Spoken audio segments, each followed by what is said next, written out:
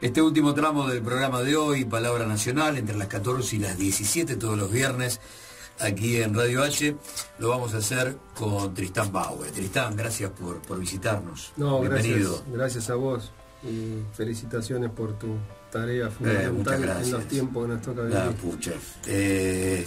Uno, la verdad es que lo recibe con mucho afecto, pero también con mucha tristeza, porque es parte de 4.000 compañeros. Uno es la voz de 4.000 compañeros que están en la calle, nosotros los que tenemos, no uno, sino todos los que tenemos la posibilidad de hablar, y de un montón de medios que uno jamás pensó que iban a dejar de existir y que ya no están. Sí.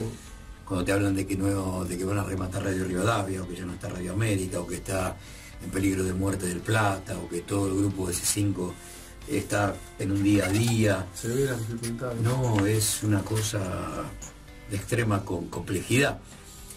Y a su vez, cuando uno mira para atrás y dice, pucha, cuántas revoluciones que se hicieron en tan poco tiempo, Encuentro, Paca Paca, rearmar esa televisión pública que era una televisión pública sin público, y dotarla de público en todo sentido, bueno, quiere decir que no vamos detrás del sueño utópico, sino que lo primero que queremos es que se nos devuelva el país que fuimos, sí, como primera medida, y después charlamos.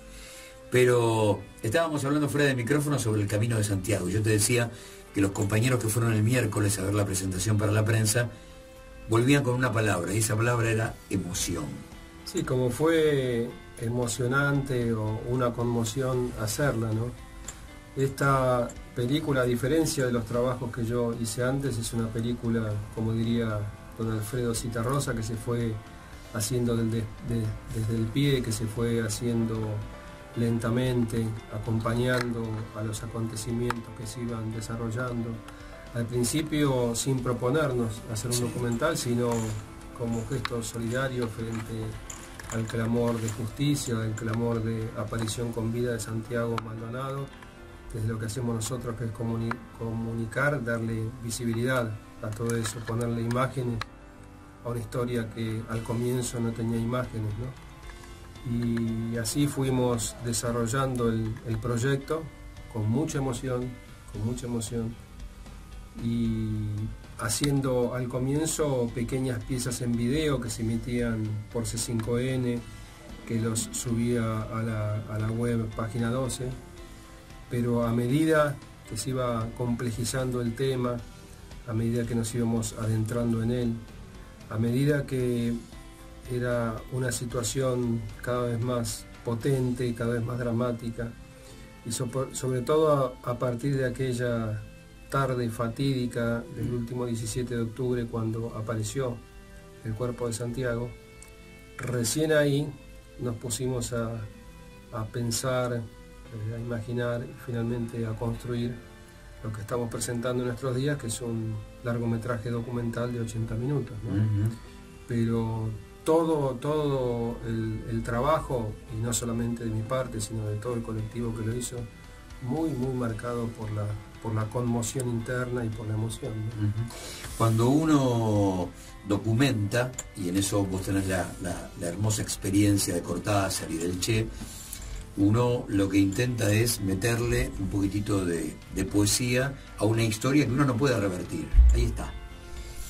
La película confronta con, por ejemplo, hay un pueblo donde todos son iguales a Santiago Maldonado, por hablar de algunas de las tantas fábulas que tuvo esta realidad ficcional que construyó la prensa hegemónica, en este caso Clarín, Claudio Andrade, que todavía sigue hablando de la RAM y cosas por el estilo. Para tratar de poner de pie la verdad, porque en realidad es eso lo que genera este documental. ¿Por dónde caminaron ustedes? Bueno, primero hay que destacar el trabajo de investigación periodística que hizo Juan Alonso, ¿no?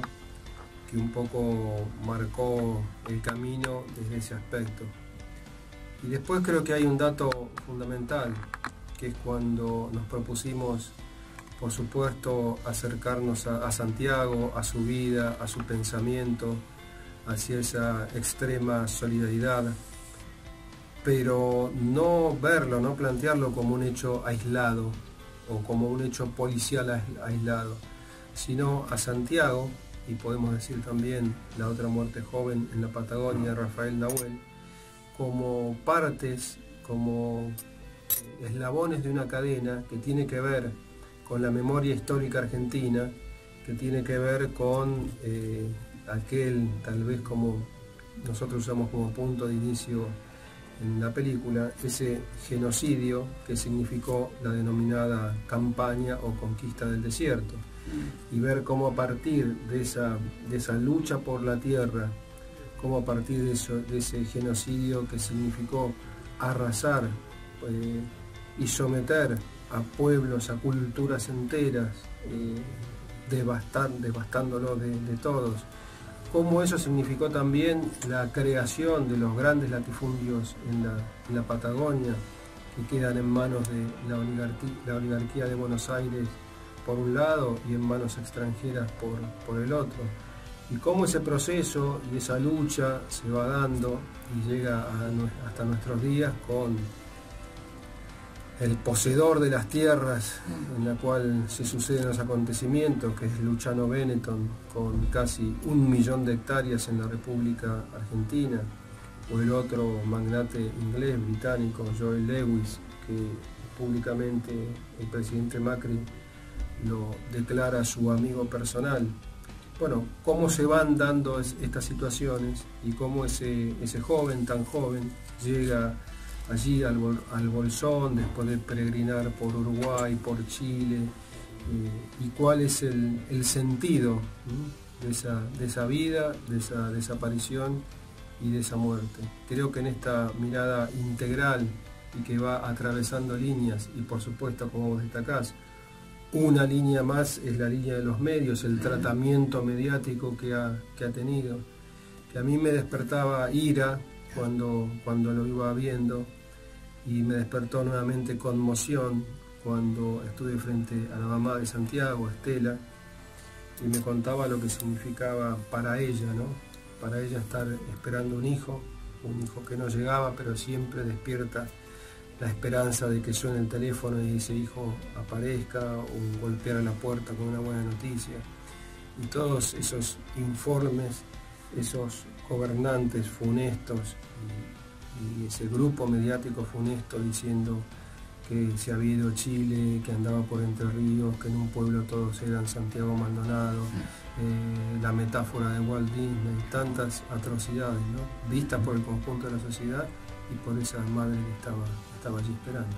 Para vos en lo personal, porque hablando de Lewis estamos hablando de un tipo que aparentemente tiene una pista donde algunos vuelos que llegan desde Malvinas hacen pie en territorio argentino como si nada pasara. En lo personal, ¿qué uniste vos desde Iluminados por el Fuego, el contacto con las islas, esa historia que llega a vos de la mano de Edgardo Esteban? ¿Qué completaste o qué datos sumaste a eso que había comenzado con Iluminados? Bueno, me pasó algo muy, muy curioso. Iluminados la filmamos en la Patagonia. Y el primer viaje que yo hago allí, a medida que iba recorriendo esa estepa, que iba llegando a la zona, no podía evitar estar en ese presente, hablar con los miembros de la comunidad, con los distintos actores que hay en esta trama, y hablar con la comunidad, pero al mismo tiempo tener muy presente esto de la tierra, ¿no? De esa tierra que estábamos pisando y de la memoria de esa tierra que tiene una historia, que tiene nombres, que tiene ese baño de sangre, esos enfrentamientos. Era muy, muy llamativo como, y me parece que nunca me había pasado, cómo caminaba por este presente, indagábamos en esta historia queriendo ver qué había ocurrido en lo inmediato, pero enseguida se disparaba lo que había ocurrido y lo que ocurre durante tantos años en la Patagonia, que es esa lucha por la tierra, ¿no? Hay un tanto que nosotros lo fuimos trabajando en la dinámica radial todos los días y emparentando con ciertas cosas del macrismo, veíamos como ellos, que son tan de llamarse por los nombres de pila, ¿no? Mauricio, este tipo era el tatuador, o el anarquista, era el desprecio, no podían hablar de Santiago, nunca pudieron hablar de Santiago. Siempre tuvieron la necesidad de hablar de algo demasiado lejano, porque esa muerte, por supuesto, no les pertenece, o esa vida no les pertenece, sí les pertenece su muerte. No cabe sí, con el mismo desprecio que hablan hasta el día de hoy, a mí realmente, Gustavo, me asombra, sí. Y no termino todavía de comprender la lógica. ¿Por qué? Porque en una causa que está en pleno proceso de desarrollo, Sí. en una causa que judicialmente está claramente caratulada, no hace un año, sino en el día de hoy, como desaparición forzada de personas. En una causa que si algo tiene, desde el punto de vista de los peritajes técnicos, son zonas oscuras, muy poca claridad, hace falta mucha investigación. ¿Por qué esa necedad de, sobre todo de la ministra Bullrich, de repetir una y otra vez desde las pantallas de TN, del Canal 13, del Grupo Clarín, sentada al pie de la mesa de Mirta: yo tengo la verdad, nosotros somos los dueños de la verdad, esta es la verdad? Y muy rápido, Santiago Maldonado se ahogó, como si esa fuera una respuesta, como si esa fuera una respuesta a la cantidad de interrogantes que hay, incluso desde el punto de vista judicial, en estos tiempos donde de repente aparece en el día de ayer Proeder, un perito forense que hace una serie de estudios con técnicas muy científicas, digamos, y llega a determinadas conclusiones. ¿Por qué desde el Poder Ejecutivo semejante necesidad?